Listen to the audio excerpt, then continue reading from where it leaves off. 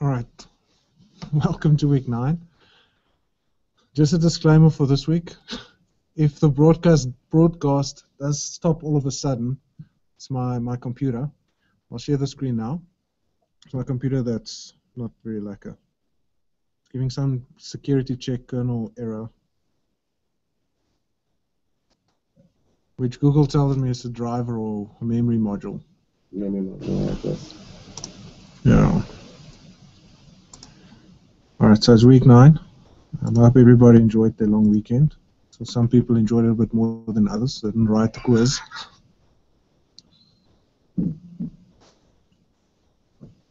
So the average for the week was 77.14, so passing average. I think it's up from last week. The bottom 3 questions is these notes away.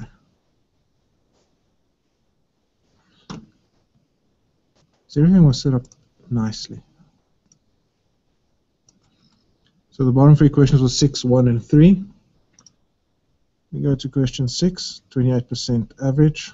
Something like one person probably had it right. I need to log in. Damn it. The mojo is totally off. Yeah. Computer stabbed me in the back.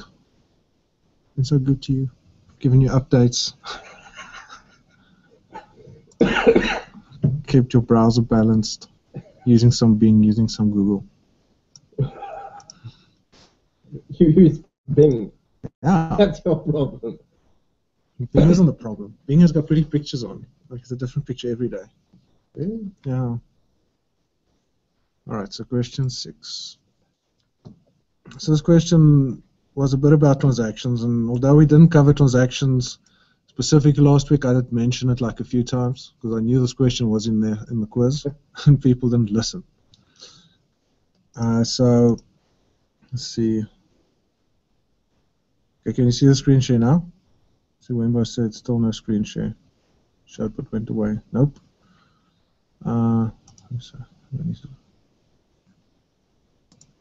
People see now?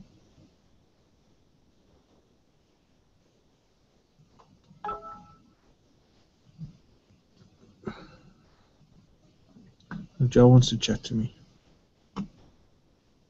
Still nothing.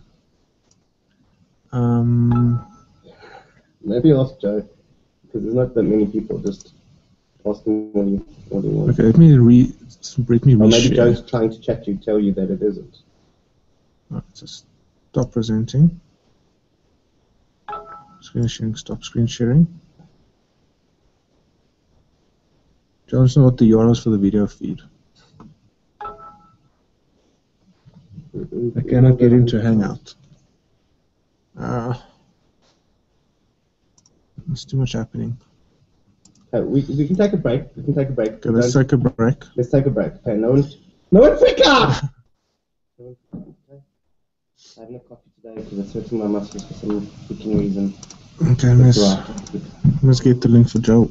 Seriously, not a single. Entire screen, let's share it again. Present to everyone. I'm going to have such a headache today. No, my back muscles are giving me problems. I think it's because the coffee cleanses you out. Okay, so YouTube, Joe, that's the URL for the... How's Discovery? Alright, so we're back. Discovery's not slavery. It's not great. Alright, so we're screen sharing eventually. Seriously? Not necessarily. Okay, so question, whatever questions this is, as just what I mentioned a few times with the transactions, and we're doing transactions in 2 weeks' time.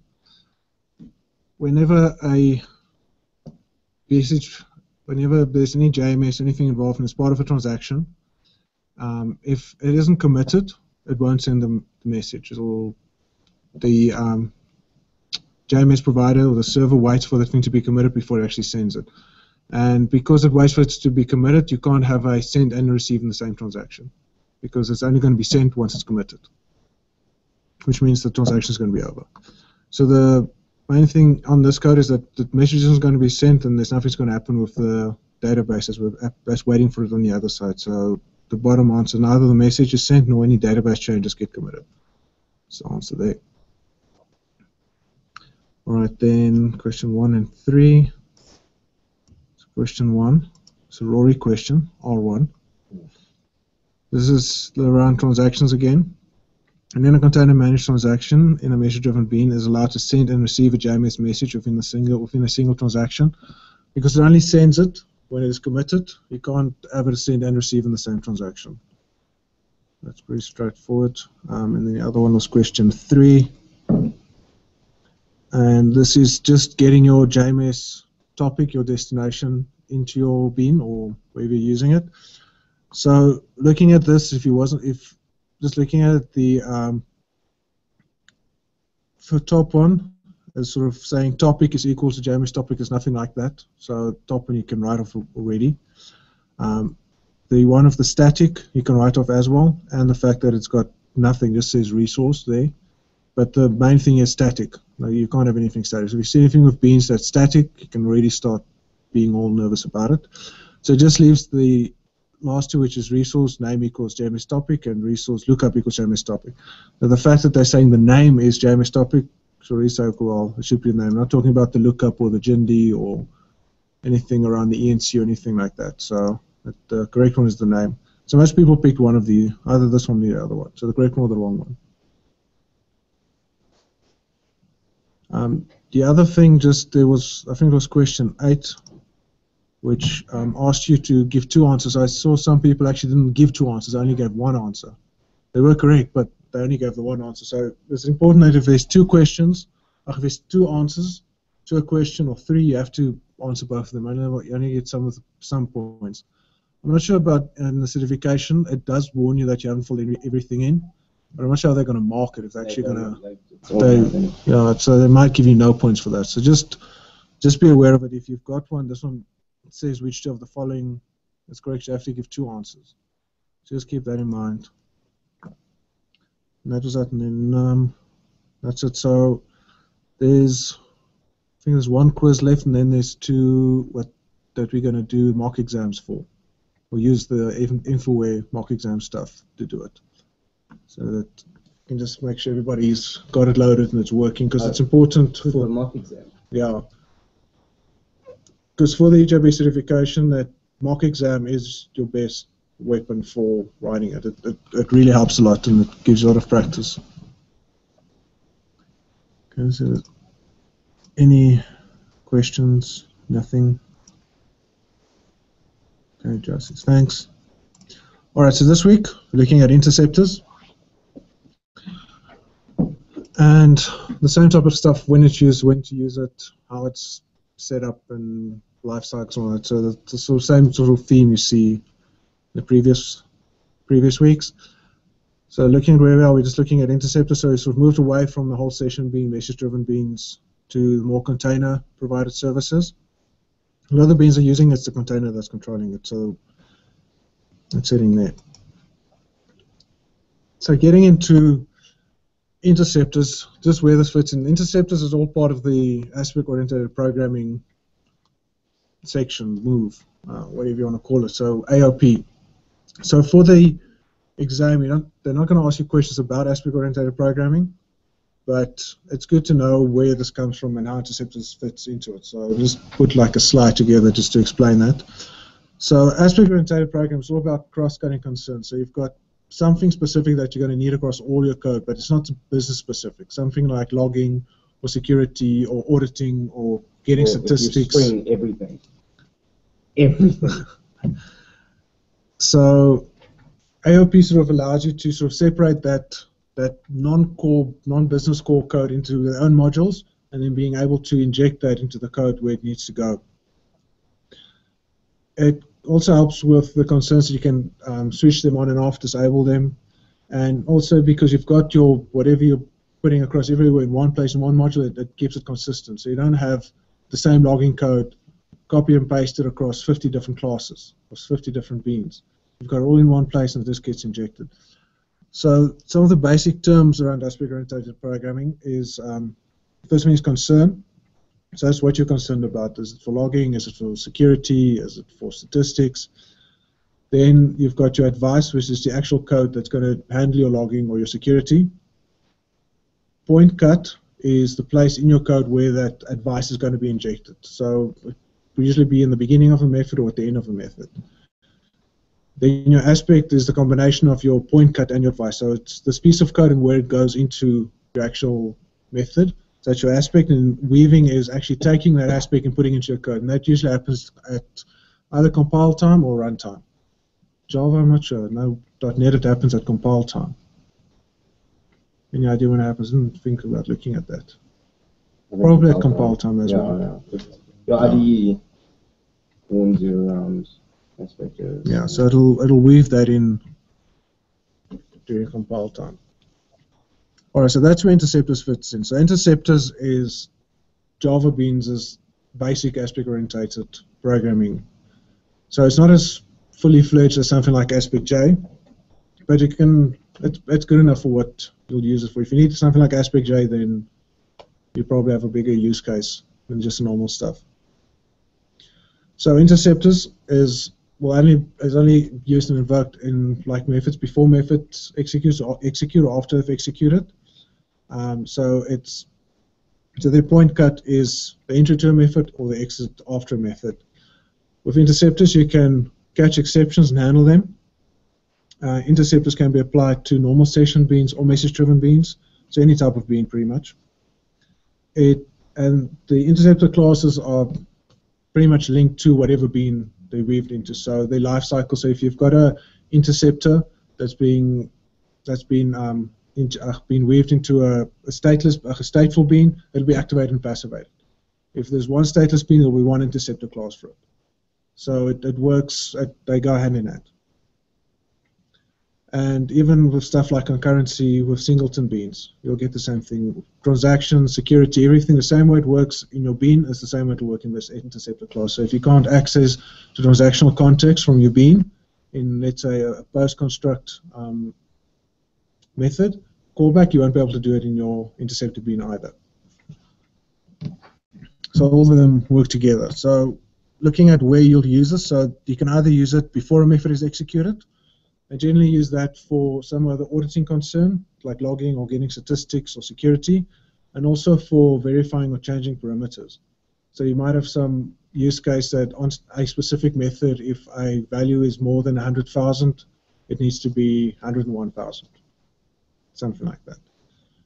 The other place can be after a method is called, so there can be called, so you've executed a method, what happens afterwards.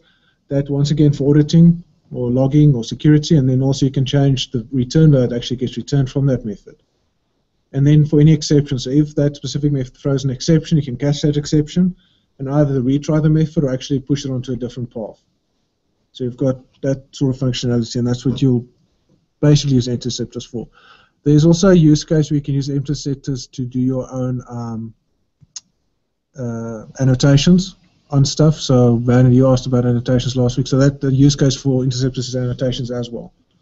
So you can actually go and say on the before method, go and inspect that method, see if it's got a specific annotation on it, and do something different with it.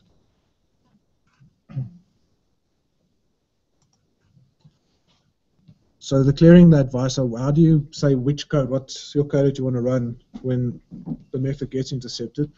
So you just do that by marking a method with a around invoke annotation. If you're using a timer service, which we'll be looking at in 2 weeks' time, you use around timeout. So if it's not a timer service, if it's a message-driven bean or a session bean, if no timer service or something, you use around invoke. And that around invoke method has a specific signature.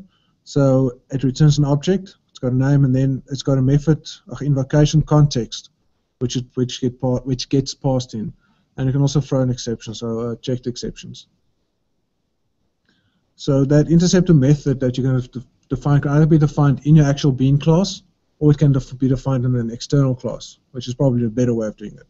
You'll declare it in that specific class if it's some very specific logic you want to run in that bean. That isn't going to be run everywhere, but the thing about interceptors and aspect-oriented programming is you want to keep that type of code away from your business logic. So it doesn't really make sense to put it in there. You might as well then just put the code in anyway. So Might be some weird auditing or security check you're doing on that specific class.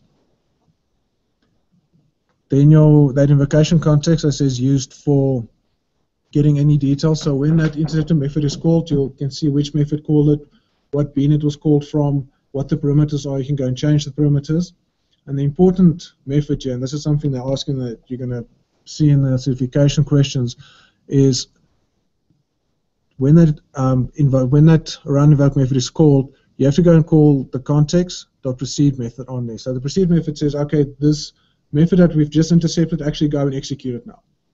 So you do whatever code you want to do before calling the method, then call your proceed, and then do whatever code you want to do after it. So if you don't call that proceed, the interceptor's chain or whatever method is going to be called next. So it's just going to be stuck there. I think it does error. I think it doesn't it check for it. I can't remember now. I'll see if I run it. I can't remember if it does Java as a security check for that. But you have to have your proceed in there. If it isn't in there, the code isn't going to execute. So if you've got any other interceptors that might come further down in the chain, they're not going to be called. That method isn't going to be called. Just nothing's going to happen. So your round invoke method has to return that value, or it has to throw an exception. So that can't do nothing. The only exception here is if you're doing it on, well, not a round invoke, but the lifecycle ones don't return anything. And you're only allowed one around invoke method in a class. So you can't have more than one. And then, of course, one of the things I like asking in the certification is the order that things are being called in. So you can have a around invoke method on your specific bean, or you can have it in a separate class, you can have it in a super class, you can have lifecycle events, you can have default ones, which we'll look at now. So as we go through this, be aware and go and know what that order is. So they'll sort of say, these are the different around invoke methods, which order are they going to be called in? Method A, B, C, and then they'll ask you to define the order there. So that's a lot of the questions. So things to look out for with this around invoke is that the method signature is correct. So they might give you a method signature that doesn't throw an exception or doesn't have the right parameter taken in there, so you need to be aware of that. The around invoke, you don't necessarily have to use that notation. You can use in the deployment descriptor as well.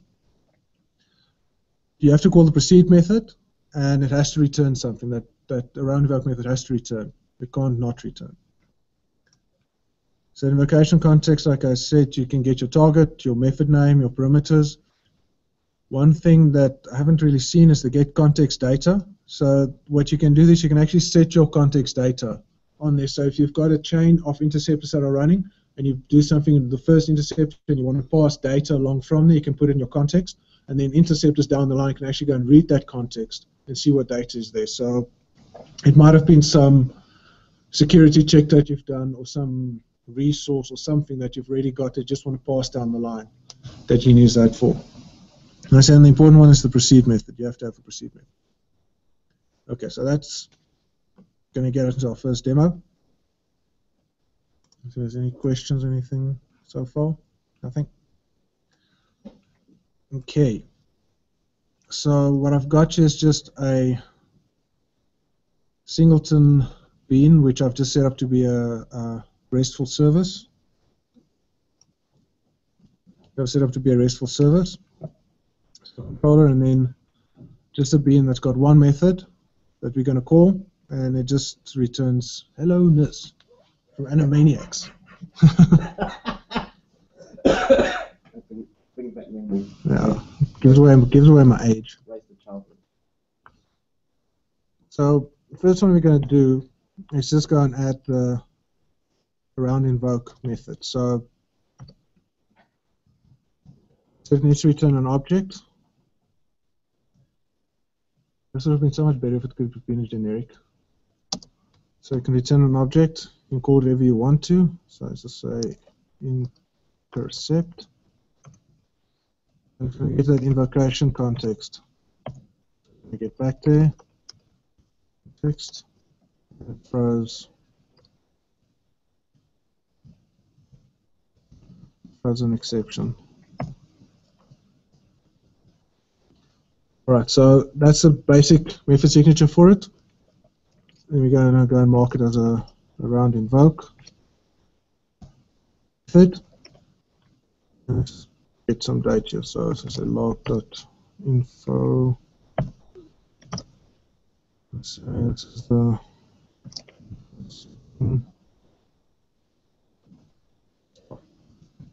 start intercepting.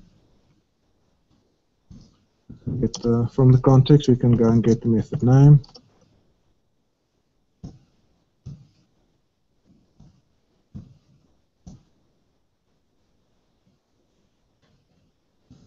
Call the method. So it's an important bit. You have to go and actually call the method. So context dot proceed. You have to go and call this. So that's actually going to invoke our method. And we need to return it. So before we return it, I'm just going to log the message again to end.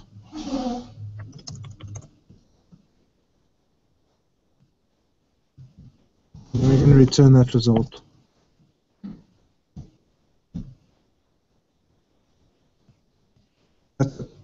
That's the important thing. So method signature needs to be correct. We've got around invoke there. We need to call the proceed method, and we need to return a result.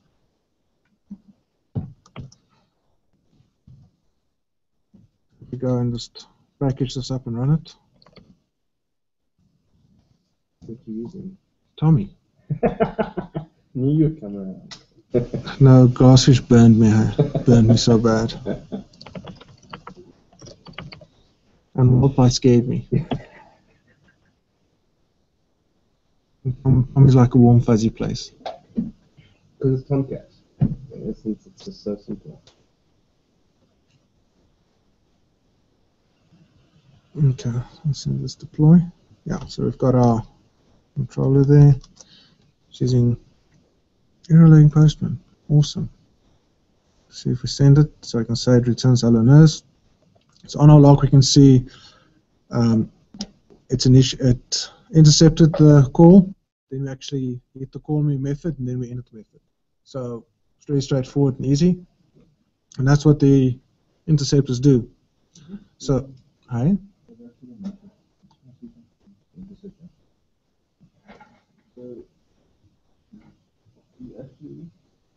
How do you define when the signal is called on the business? It calls on every method. It calls on every method. So if you so if you're doing a round invoke on the bean, it's going to be for every business method on that bean is going to get called.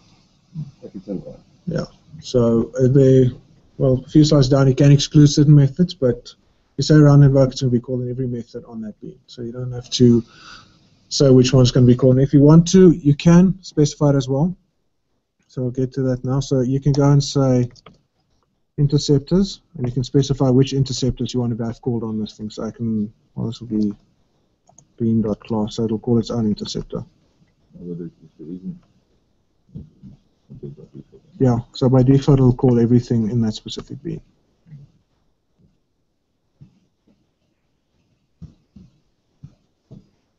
And that's also somewhere you'll do this. Doesn't really make sense, and then it might be if you've got a bean that's got, I don't know, 30 methods in there, and you need to add logging to it, but you only want on that specific bean.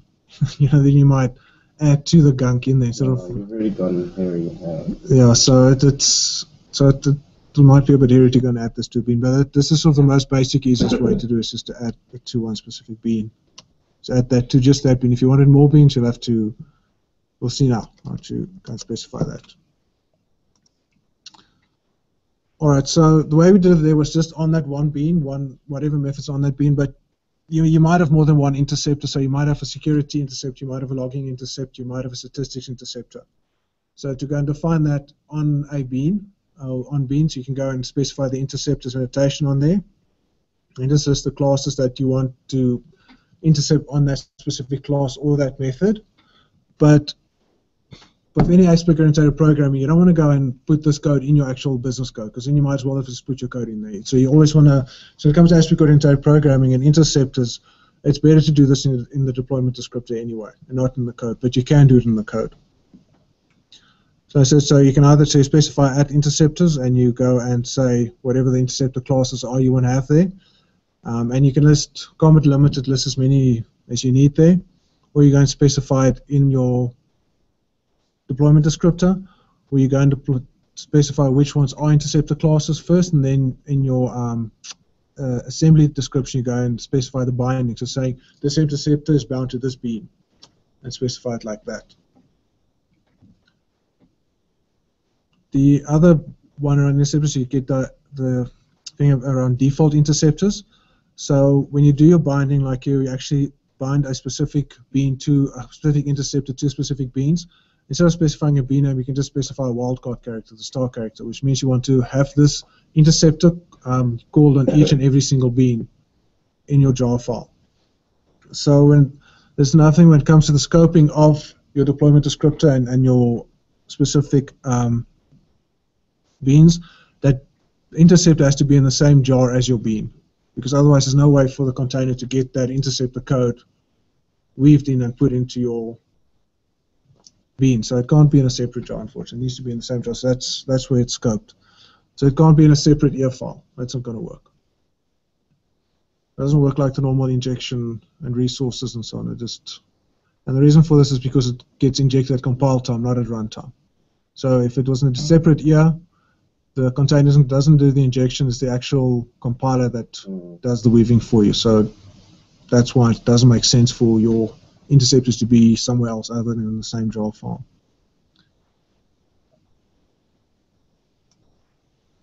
Now, so you can also go and disable interceptors. So if you go and specify you want this interceptor on all these classes or on all these methods, you can also go and exclude certain methods or certain classes from it.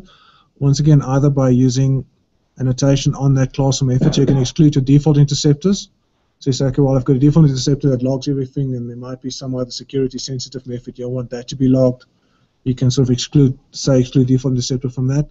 Once again, either via annotation or via your deployment descriptor. And then you can also exclude class interceptors. So if you've got the around invoke one on there, you can go and you'll see sort of if you define a class, you can go and say, okay, well, don't do any interceptors on that. Is it the important thing, and one of the types of questions I like asking is the interceptor order. So the order those interceptors gets called on. So it sort of goes from the most general one to the most specific value always. So from your default ones to a method-specific interceptor. So always go down. So you'll have your default level, then your class level. Your class level will be the order that the interceptors are listed in. So if you say add interceptors, the order that is listed in there, that's the order that it's going to be called in. If it's in your deployment descriptor, the order that you bind them in, that's just the order it's going to be called in, and then method level the same. So you can go and change the default order as well using the deployment descriptor if for whatever reason you maybe have a security check that needs to happen before you do some statistics or something. So then you can change that in your deployment descriptor as well. So for the exam, you need to know the annotations and deployment descriptor versions of using interceptors, but for in the field, go for the deployment descriptors because that makes more sense. It doesn't make sense to go and pollute your business logic code of all your interceptor code as well. Okay, so let's go and add an interceptor class to demo here. A new class there. Let's now call it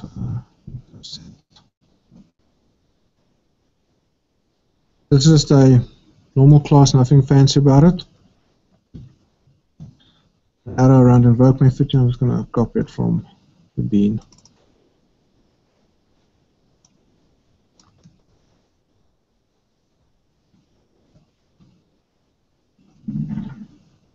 Let's go and copy the log.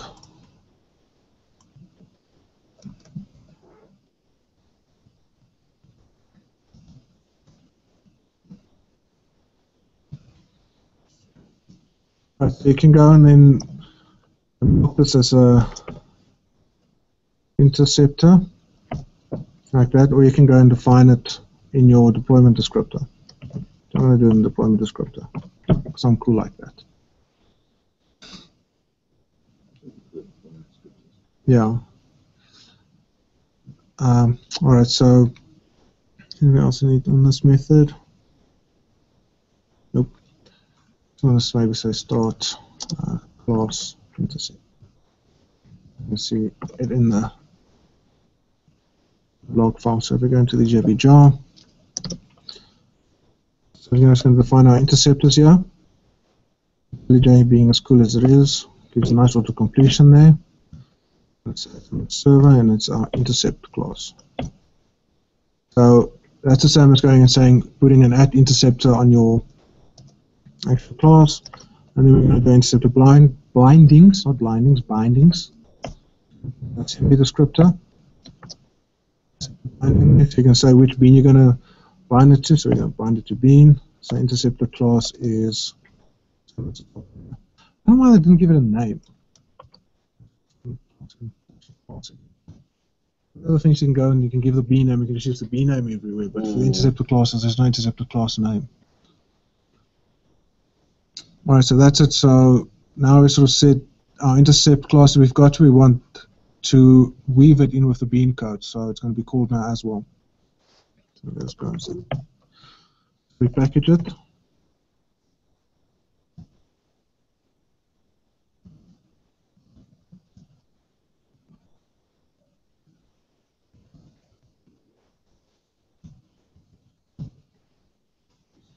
So if we run this now, we should see the run invoke method that we've got on the bean itself, weaving in, and the new class level one that the class one that we've also got, also putting its bits in there.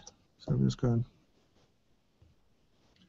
call it so we can see that we've got our class intercepting there, intercepting the call method. Then we've got our actual method inside our bean calling it. Then we're calling our method. Then it's the end of our run invoke inside our bean, and then it's our class level one. So you can see sort of it's from the general one to the more specific one. There it goes in. So we can make this a default one as well. So it'll actually pick up our controllers methods then as well, because that's a singleton bean. Let's just pick it up as well. So if I go back here, I'm just going to repackage it.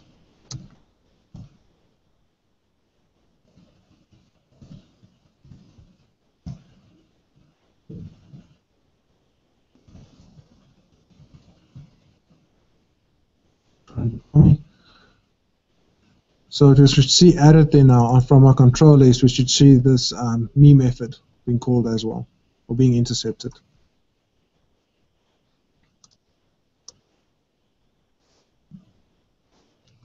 So you can see there's the me method also being intercepted now.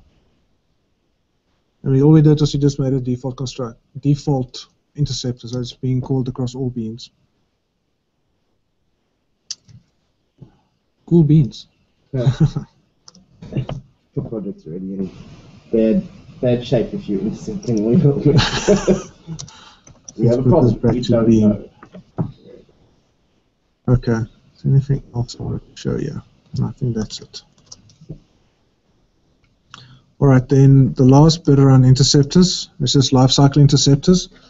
So the interceptors can follow your bean down any path as well. It's like a little white rabbit that it follows. So even with the lifecycle stuff, so if you're doing interceptors on a stateful bean, it'll do the pre-passivate, post-activate. It'll be active. I think it gets passivated and activated as well along with the bean. So that all those methods get called. It's got a bit of a different method signature because of its life cycle callback. It doesn't return any objects, so you don't return anything there. You still have to call the proceed method though, but you don't have to return anything from there. And it can be defined in a separate class or in the same class. But once again, doing it in the same class will be just very weird. I don't know why you want to do that. And that's it. So let's go back to our demo and just go and add callbacks. Let's add some lifecycle events to this. So on our bean, we've already got a post construct method there. So to go and add a post construct interceptor, if I go back to my class, just go and add a post construct method here as well. So public, so it doesn't have to return anything. Accept. So get some invocation context. Doesn't throw a checked exception. And I say what you have to go, you can also have to go and mark it as a post construct. So that's how it knows it's going to be called as an intercept on the post construct method. Copy and pasta. Say lifecycle. Under the method, yeah. So I'm just going to get the target, so it just prints out the bean. Here's memory address. Get target.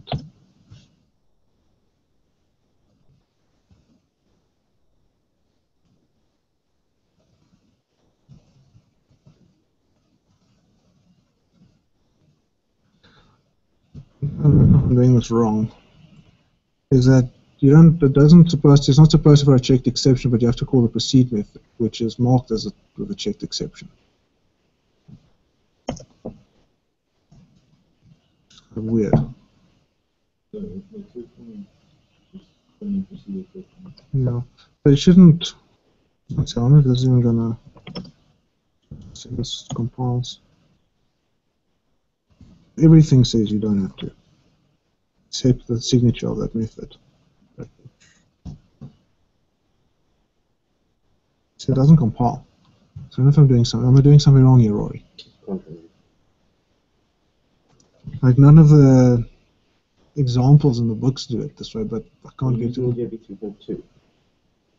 Am I using it? Yeah. No, I'm using Sure, yeah, you might be importing UJB3.2. No, it's 6. Hmm? So I'm using Java E API version 6. If it was 7, I don't know. I might be doing something wrong. But anyway, it's just if I catch there. Now is if a interceptor method throws an exception, it on the lifecycle callback, that the callback doesn't happen any further, except if it's a singleton. Singletons are special that way. All right, so we've got our post construct method on our interceptor. It's got the special little signature, and it's marked with that post construct. That knows it needs to accept the post construct callbacks as well. And it's the same as the normal callbacks, where it'd be intercepted first, then you do whatever you want to do, call the proceed, and do whatever you need to do afterwards. I don't know what you're going to really do afterwards, because you can't change the result or do anything. There's no parameters you're passing in or anything like that. It'd be like initializing some resources, maybe, that you want to do across the board.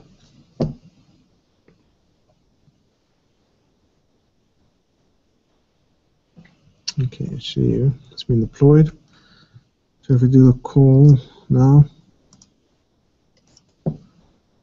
we should find our lifecycle intercepting. So you can see there's initialize for the construct. So there's our start lifecycle. Oh, damn it. So you can see there's the start lifecycle that intercepted, then actually did the post construct call and the lifecycle, then added our methods there.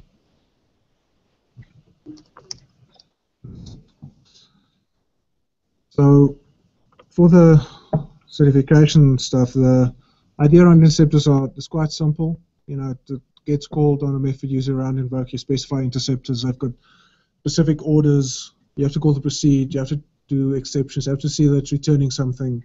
So it's basically it's simple, but they can ask a lot of complicated questions when they combine it with other objectives. So just things to remember is your interceptor class is linked to whatever bean you're intercepting there. So if it's a stateful bean, it'll be pre-API fated and post-activated. If it's a singleton bean, it'll have the same concurrency.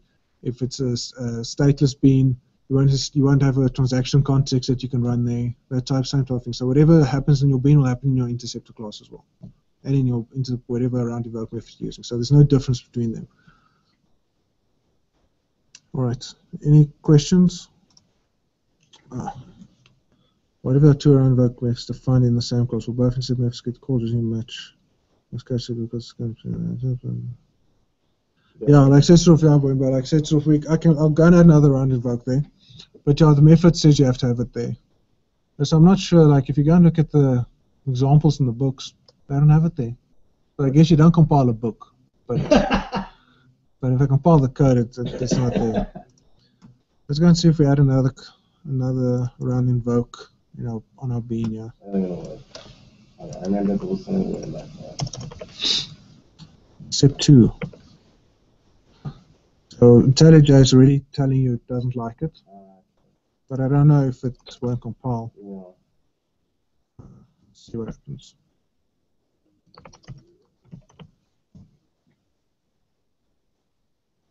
Compiled. I don't know. Let's see what happens when it deploys. Not it compiled, which is the important bit. Just a minute to add a number 2, yeah. Let's see if it gets called. You probably can switch that off with IntelliJ. Let's see if it sometimes. Back a little clean that there. Let's see what happens when this deploys. Because it shouldn't make a difference. If it compiles, it should deploy. What's going to happen? Alright, so let's see if this blows up.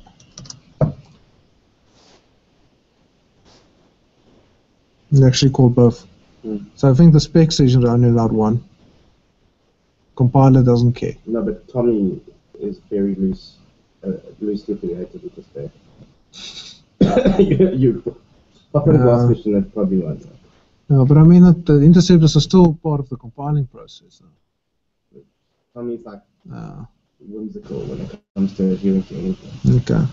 So to answer your question, of course both, but for the exam it's only allowed to be there once. So, yeah. So the ask is an exam, it's only allowed to be once. Although it will compile and deploy on Tommy if there's 2. But if you use IntelliJ. Okay. Just a question on random.